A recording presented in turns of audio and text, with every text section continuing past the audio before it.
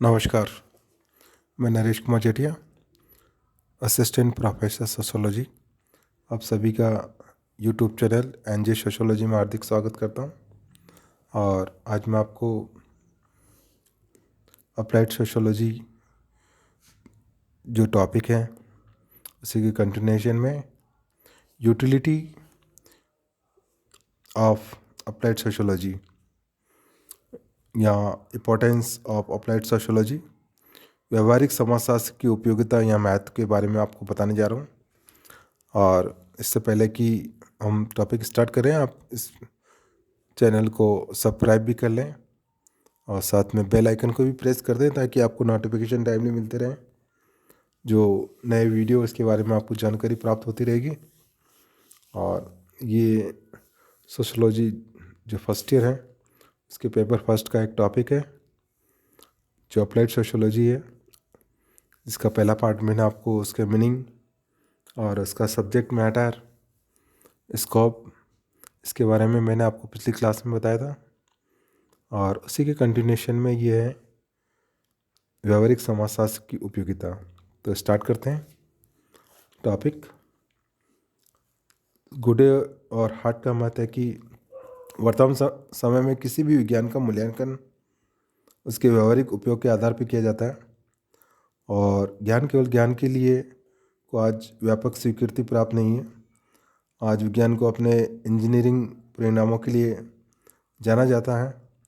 सामान्य जन के लिए भी किसी भी विषय को विज्ञान मानने का एक आधार यह है उसकी व्यवहारिक उपयोगिता क्या है। यदि समाजशास्त्र भी एक विज्ञान है तो इस तथ्य की पुष्टि उसे व्यवहारिक उपलब्धियों द्वारा करनी होगी। हम देखते हैं कि एक सर्वव्यापक विश्वास यह है कि विज्ञान समस्या हल कर सकता है, हमारी रक्षा कर सकता है। समाजशास्त्र भी हमारी ज्वलंत व्यवहारिक समस्याओं को हल कर सकता है। इस प्रकार की धारणा सामान्य लोगों की नहीं वरन सामाजिक एजेंसियों, विश्वविद्यालयों और प्रशासन, सरकार आदि की भी है। इस प्रकार दबाव के कारण ही समाजशास्त्र की एक शाखा के रूप में व्यवहारिक समाजशास्त्र का जन्म हुआ।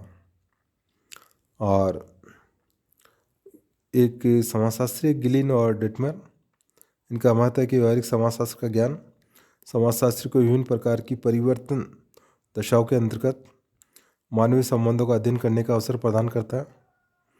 इस प्रकार के अध्ययन से समाजशास्त्री जिन सिद्धांतों को ज्ञात करते हैं उन्हीं की सहायता से ऐसी पद्धतियों का विकास होना संभव हो पाता है जो स्वस्थ सामाजिक अभियोजन के कार्यक्रम और नीतियों को व्यवस्थित रूप दे सके। भारत में हम देखते हैं कि आज अनेक प्रकार की समस्याएं पाई जाती हैं। उनमें सांप्रदायिकता, भाषावाद, जातिवाद, अस्पृश्यता, अपराध, राष्ट्रीय एकीकरण का अभाव, बेकारी, भिक्षावृत्ति, वेश्यावृत्ति, भ्रष्टाचार, निर्धनता, बाल विवाह, विधवा विवाह, दहेज, तलाक और इस प्रकार और भी समस्या है। तो समाजशास्त्री इन समस्याओं का अध्ययन करके इनके कारणों का पता लगाकर उन्हें हल करने की नीति और योजना प्रस्तुत कर सकता है।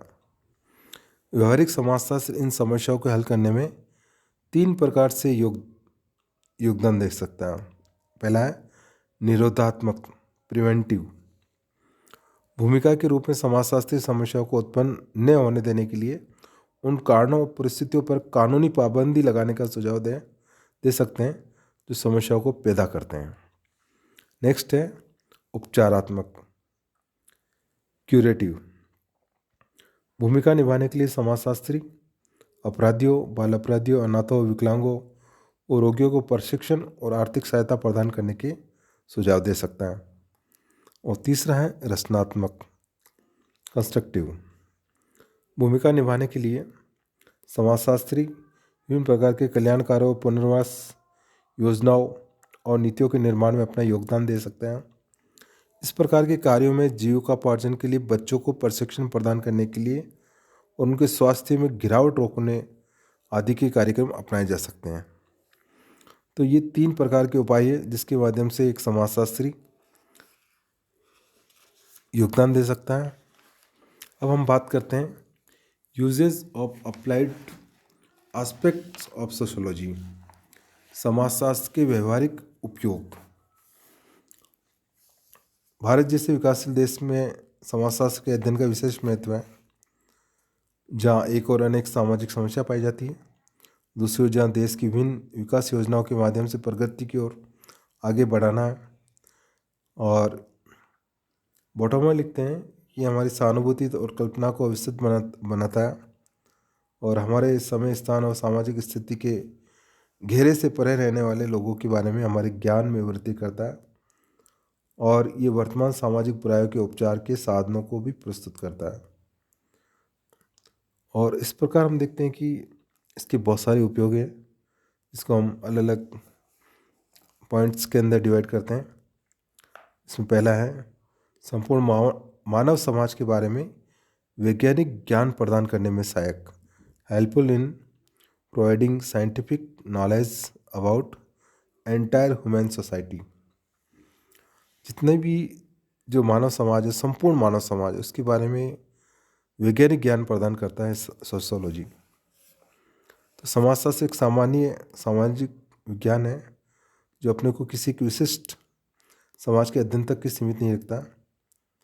इसके द्वारा विभिन्न समाजों के अध्ययन के आधार पर हम व्यवस्थित ज्ञान संकलित किया जाता है और ज्ञान संपूर्ण मानव समाज को समझने में योगदान देता है और नवीन सामाजिक परिस्थितियों से अनुकूलन करने में सहायक, helpful in adjustment with new social situations. समाजशास्त्र बदलती हुई परिस्थितियों में व्यक्ति को अनुकूलन को सरल बनाता है। समाजशास्त्र ज्ञान व्यक्ति को अपने को और दूसरों को उत्तमता के साथ समझने में योगदान देता है। यानी कि हम जो भी परिस्थितियाँ उत्पन्न होती है उसके साथ कैसे अनुकूलन करें, ये समाजशास्त्र के माध्यम से आसानी से हम समझ सकते हैं। इसके अलावा समाजशास्त्र बदलते हुए सामाजिक मूल्यों, आदर्शों, विश्वासों और व्यवहार के नए नए तरीकों के संबंध में भी ज्ञान प्रदान करता है और इसी समाजशास्त्र ज्ञान की सहायता से व्यक्ति समझ पाता है कि समाज में परिवर्तन किस प्रकार से होते हैं और क्यों होते हैं। इसके आधार पर वो आसानी से अनुकूलन कर पाता है। समाज में सह अस्तित्व की भावना को प्रसार करने में सहायक है। परंपराओं के अध्ययन में योगदान देता है। समाज के विभिन्न अलग अलग परंपराएं होती हैं। राष्ट्रीय एकता के अंदर भी इसका बहुत बड़ा योगदान होता है समाजशास्त्र का।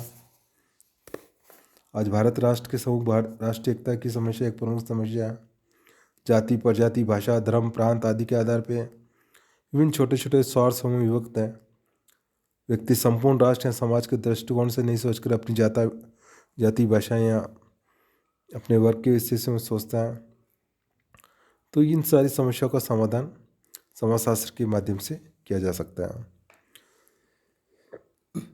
नेक्स्ट है सामाजिक समस्याओं का हल करने में सहायक।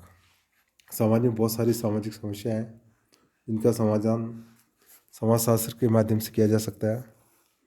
जाति, वर्ग, समूह, धर्म, परिवार, राजनीति आदि के क्षेत्र में विभेद बढ़ जाने से अंत्यक्रिया की पहले की तुलना में काफ़ी बढ़ गई है। इसके साथ ही आज हमारे समाज में विभिन्न प्रकार की समस्याएं दिखाई देती है। इन समस्याओं को ठीक से समझने के लिए प्रत्येक समाज के सामाजिक संगठन के संबंध में जानकारी प्राप्त करना आवश्यक है और ये जानकारी समाजशास्त्री प्रदान करता है। और व्याधि की जो सामाजिक समस्या है उनके निराकरण में भी सहायक है। जो गंभीर सामाजिक समस्या है, श्रम समस्याओं के निराकरण में सहायक है, ग्रामीण पुनर्निर्माण में सहायक है, नगरीय विकास में सहायक है, जनजातीय समस्याओं के उन्मूलन और जनजातीय कल्याण में, सामाजिक नियोजन में, पारिवारिक जीवन को सफल बनाने में भी बहुत योगदान है।